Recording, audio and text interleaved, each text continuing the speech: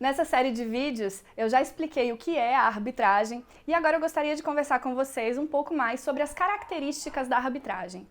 E a coisa mais importante que vocês precisam saber sobre a arbitragem é que ela é muito pautada na autonomia das partes, que é um princípio contratual muito difundido, ou seja, quando as partes elas se juntam para fazer um contrato, aquilo que elas colocam ali vira lei entre elas. E elas têm essa liberdade de legislar entre elas.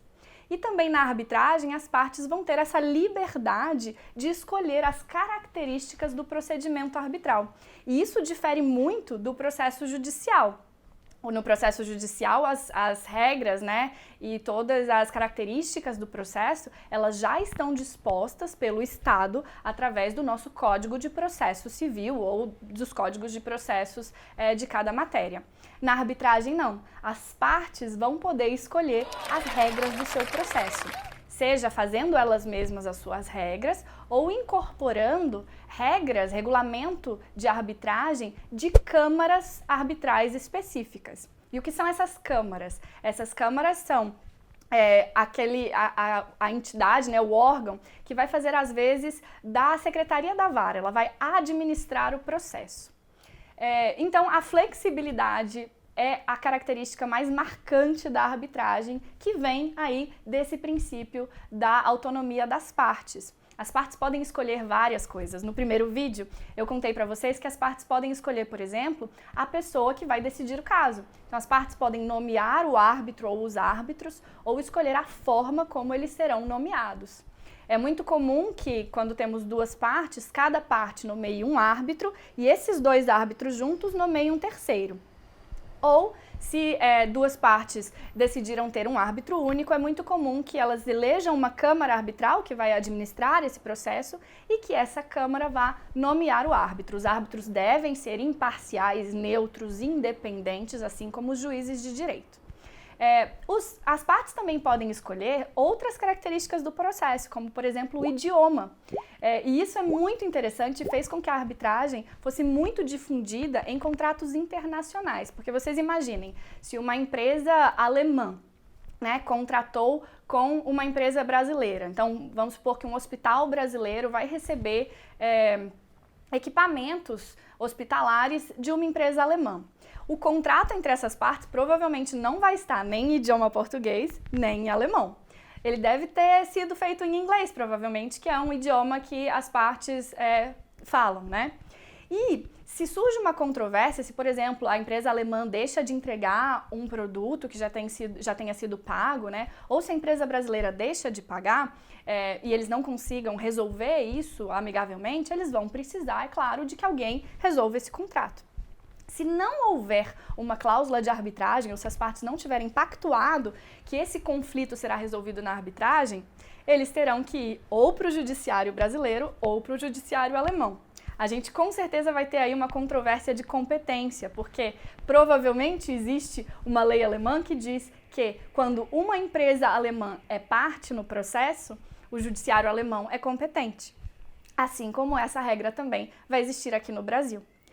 A outra questão, né, é que, por exemplo, se a empresa brasileira for ajuizar essa ação contra a empresa alemã lá na Alemanha, ela vai ter que saber sobre a lei alemã, vai ter que saber sobre as leis processuais alemãs, vai ter que contratar um advogado que provavelmente não é seu advogado de confiança, porque é um advogado que fale alemão e que tenha o registro, né, na ordem dos advogados da Alemanha.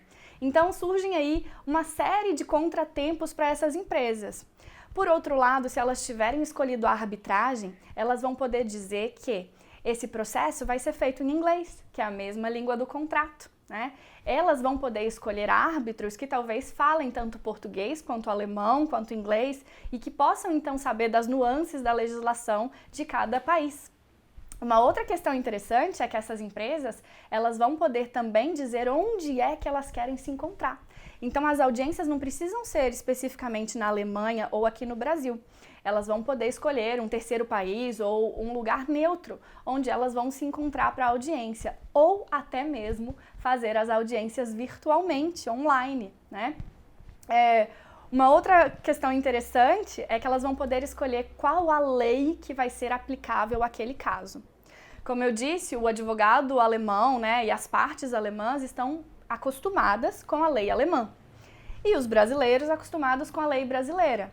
Mas num contrato entre duas partes internacionais, não é sequer neutro nós aplicarmos uma ou outra. Então as partes podem se impactuar que naquele processo, para aquele caso, será aplicada a lei francesa, por exemplo. Né? Isso no judiciário brasileiro é impossível. Um juiz brasileiro, ele só pode decidir com base no direito brasileiro, né?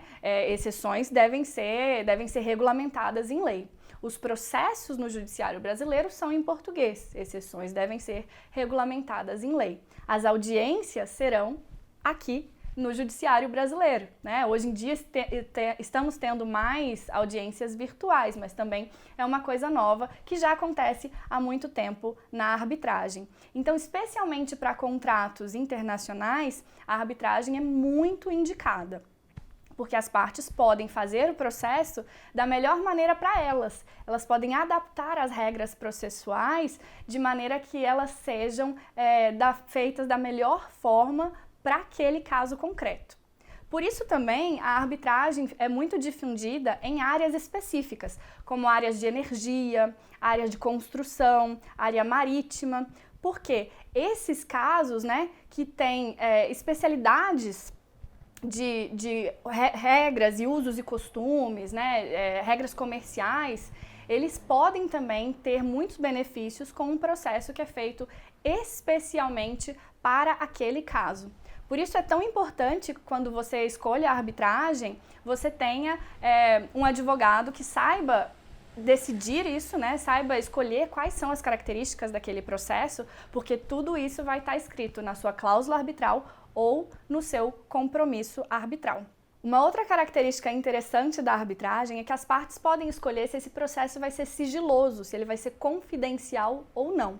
No judiciário, existem hipóteses onde as partes podem pedir o sigilo do processo, por exemplo, quando há um segredo de empresa, né? Ou para proteger a privacidade das partes, a privacidade dos menores.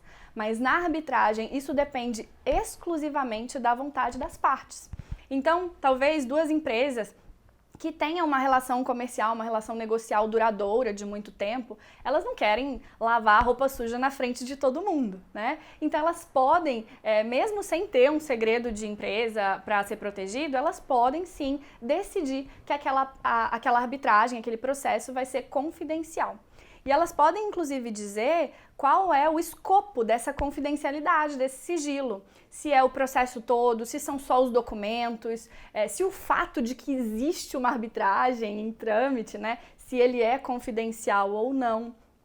Isso também tem dois lados, porque é muito mais difícil hoje em dia a gente saber quais são as sentenças arbitrais, né, ter acesso a algumas sentenças, ou dar exemplos práticos do que acontece dentro da arbitragem, porque a maioria delas acaba sendo confidencial. Mas é sim uma vantagem com relação ao processo judicial, já que depende apenas da vontade das partes. Essas características que eu mostrei para vocês são apenas algumas, né? Todas elas devem ser analisadas caso a caso, porque às vezes a confidencialidade pode ser um pró, mas ela também pode ser um contra. A flexibilidade pode ser um pró e pode ser um contra. Tudo isso depende muito de cada caso, por isso é muito importante analisar o caso que vai ser resolvido para saber qual o melhor método de solução daquele conflito.